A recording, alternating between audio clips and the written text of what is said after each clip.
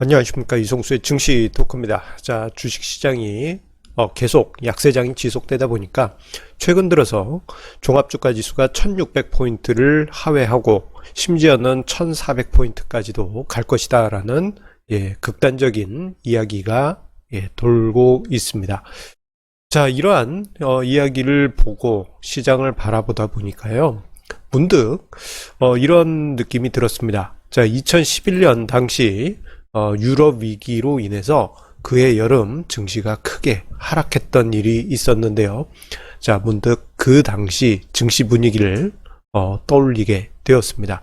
자, 요즘 군중심리가 많이 위축될 수 있는 상황인데, 자, 시장 분위기 속에 군중심리의 분위기는 마치 2011년 8월에 그 분위기와 많은 부분 일맥상통하고 있습니다.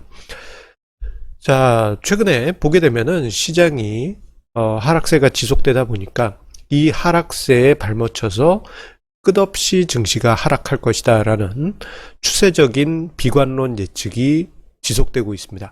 이러한 예측은 호사가들을 중심으로 해가지고 하나씩 등장하기도 하는데, 이게 주식이나 경제 관련한 어떤 블로거나 유튜버가 이야기하는 것뿐만 아니고 부동산 관련한 전문가까지도 한국 증시가 극단적으로 1500까지도 갈 것이다 라는 이야기를 언급하는 경우를 보기도 했습니다. 자, 그래서일까요? 증시의 하락 속에 심리적인 동요가 일어나는 투자자분들의 모습을 여러 커뮤니티나 또는 증시 관련한 여러 가지 글들 속에서 느낄 수가 있습니다. 자, 그런데 그런 모습은 앞서 언급드린 대로 2011년 8월 당시 유럽발 증시 위기, 그 모습이 머릿속에 떠오르게 합니다. 자, 그런데 이 2011년 8월 유럽 위기로 인해 가지고 증시가 어땠기에 그렇게 이야기를 드리느냐? 자, 그때 당시 정말 살벌했습니다. 자, 그 살벌한 분위기를 이야기 드리기에 앞서서 그 전 분위기부터 이야기를 드릴게요. 자, 우리가 2008년 금융위기를 겪었습니다. 그 후에 양적 완화와 초저금리로 인해서 그런대로 경기가 부양되고 고무되고 있었습니다.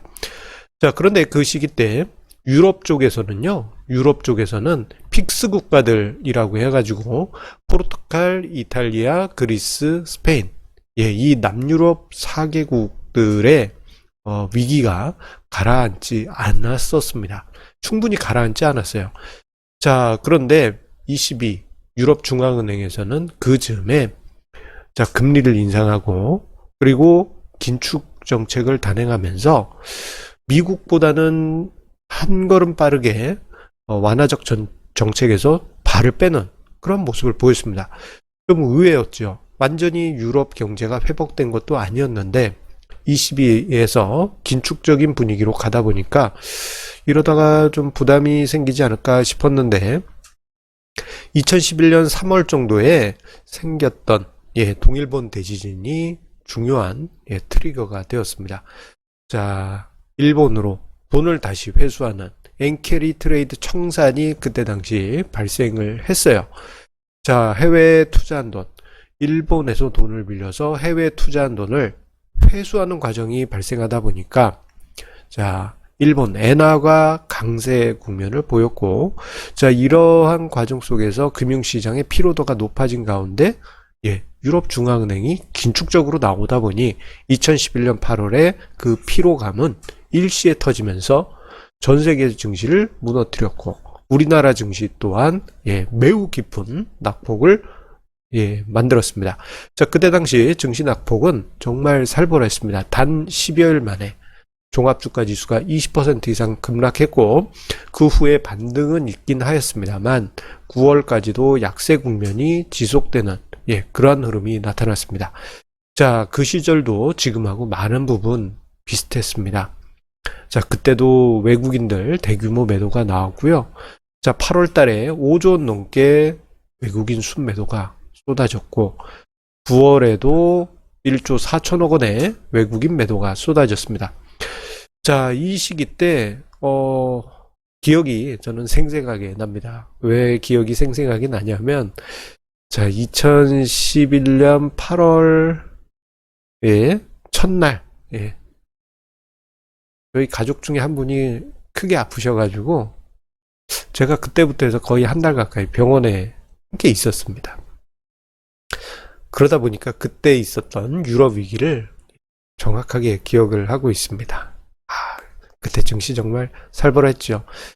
자, 그때 분위기 앞서 언급드린 대로 엔캐리 트레이드가 청산되다 보니 앵고가 심화되고 있었고, 지금처럼 지금도 앵고가 심하죠. 그리고 금 가격은 지금도 마찬가지로 천정부지로 상승했는데, 예, 그때 당시도 천정부지로 상승했습니다. 그리고 그 즈음에 비슷하게, 지금 현재와 비슷하게 원유 가격도 단기간에 급락하는 그러한 흐름이 똑같이 나타났고, 경제 침체 확률 이런 거, 예, 계속 급상승하면서 사람들의 불안감을 극단적으로 키워갔습니다. 정말 그때 당시 분위기 살벌했어요. 사람들이 생각할 때 지금 보면 별거 아니네 라고 생각하실 수도 있어요. 예, 10여 년 전 일이니까 그때 좀 버티면 되는 거 아닙니까? 이렇게 생각하실 수도 있는데요. 지금하고 완전히 천지차이입니다. 그땐 정말 분위기가 살벌했어요. 이것을 어떻게 표현을 해야 될까? 고민을 해보니까 그때 당시 이런 일들이 많았습니다. 하루하루 증시 관련 뉴스나 또는 증권가 찌라시를 보기가 두려울 정도였습니다. 왜냐하면은 그때 당시 한번 뉴스 검색을 해보십시오. 그러면 2011년 8월에 거의 매일같이 증권사 직원 또는 개인 투자자가 정말 삶에서 하지 말아야 될 극단적인 그런 선택을 하신 분들이 많았었습니다. 그런데 지금은 그 정도까지는 아니잖아요. 그때는 정말 그 정도로 분위기가 아주 살벌했습니다. 그래서 그때 당시 증시 약세장이 9월달까지도 지속되다 보니까 그 시절에 주가지수가 1400도 가능하다라는 이야기가 나올 정도로 시장의 분위기는 정말 살벌하고 흉흉했습니다. 자, 지금보다도 더 살벌했다 할 수 있는 것이죠. 자, 그런데 그때 당시 그 살벌했던 분위기와 비교를 해볼 때 지금 현재 주식시장은 비슷한 부분도 많이 있습니다. 예, 여러 가지 엔화가 급등한다라든가 국가 부도 리스크가 증가한다라든가 경제 침체 확률이 높아진다라든가 금 가격 상승, 원유 가격 폭락 등등등등등 다양한 부분이 비슷한 부분이 많이 있긴 한데요. 조금은 다른 부분을 우리가 좀 지켜볼 필요가 있습니다. 자, 지금 화면상에 보이는 도표는요. 자, 왼쪽은 2011년 초 기준해서 PBR 밴드 추이를 제가 그린 거고요. 그리고 오른쪽, 제가 살짝 비켜야 되겠네요. 예, 오른쪽 요 부분은 자주 제가 보여드렸던 최근 기준 PBR 밴드 추이입니다. 자, 보시게 되면 2011년 초에는 이 PBR 밴드가 고공권에 있었죠.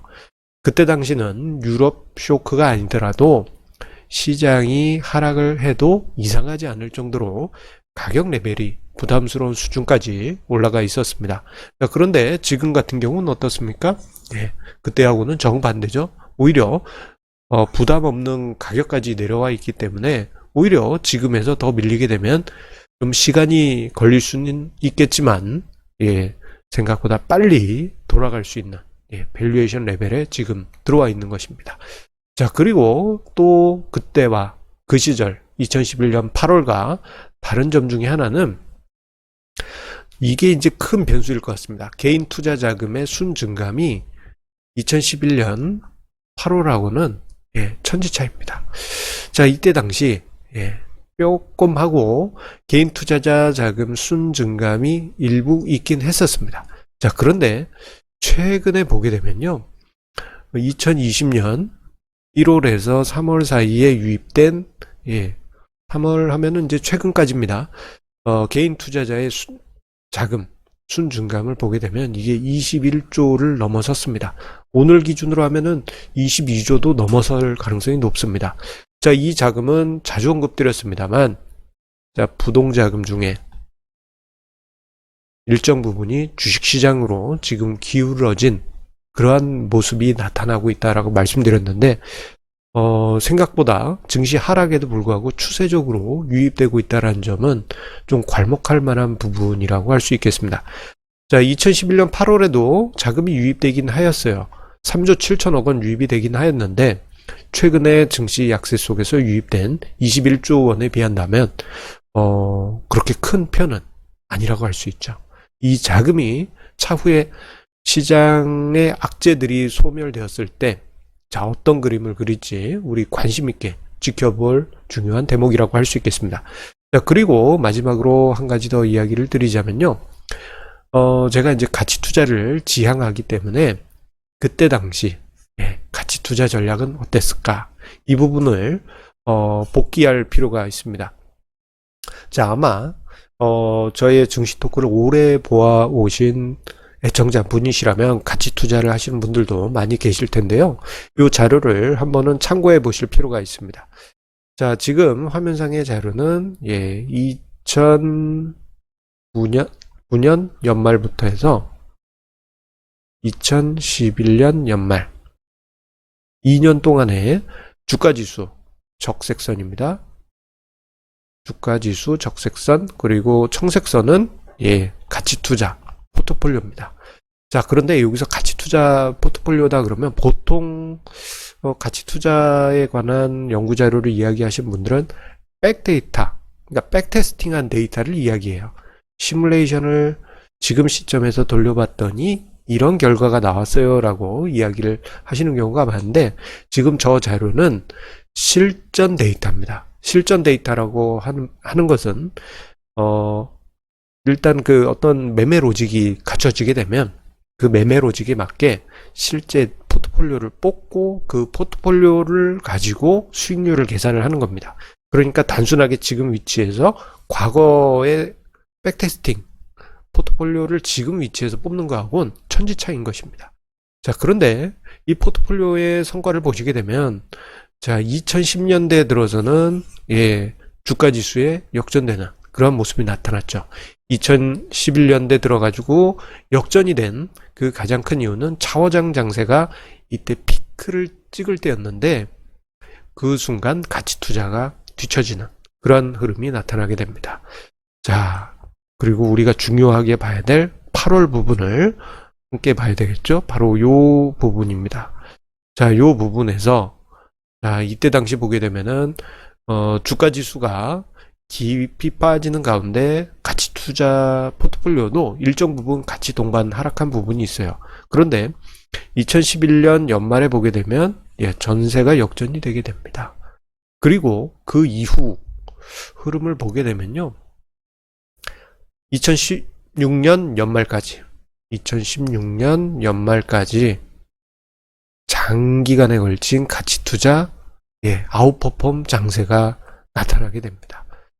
자, 저는 오히려 최근에 이제 조정장이 나타나고 그리고 이제 무차별적인 하락장이 나타나는 지금 상황을 보다 보면은 한 번씩 대형주 중심의 차별의 장세 후에 판이 갈아엎는 그러한 과정이 나타날 가능성이 높지 않을까, 그렇게 기대를 해보게 됩니다. 그래서 이번에 그 기회가 만들어지길 바라겠고요. 좀 인고의 시간은 필요하겠습니다만 뭐랄까, 과거 10년 전이네요. 벌써 10년 전 2011년 8월 그때 당시 증시 하락기 때도 사람들은 끝없는 하락을 예상했고 공황 상태에 빠진 것처럼 지금도 비슷한 분위기가 나타나고 있습니다만, 담담하게 자신의 투자 원칙을 지켜가시다 보면 다시금 좋은 시기 찾아올 것이라 이렇게 믿습니다. 자, 오늘 이성수의 증시 토크, 시장이 안 좋다 보니까 제가 좀 목소리가 많이 무겁습니다. 항상 우리 애청자님의 구독, 좋아요, 공유해 주시는 마음 감사드리면서요. 한참 힘차게 녹화를 하고 났더니 요게 이제 햇볕이 이렇게 쭉 들어온 것 같습니다. 보통은 제가 신경을 써가지고, 예, 햇볕을 딱 가리고, 블라인드 내리고, 이제 영상을 찍는데, 오늘은, 예, 블라인드 틈으로 좀 햇볕이 좀 들어온 것 같습니다. 눈에 비쳤으면 바로 알았을 텐데, 예, 입에 있어가지고 뒤늦게 알게 됐습니다. 그래도, 저희 영상, 예, 편안히 보아주셔서 감사드립니다. 자, 우리 애청자님들 힘내시고요. 자, 내일 증시 토크에서 힘내서 예, 좋은 내용으로 다시 만나 뵙도록 하겠습니다. 감사합니다.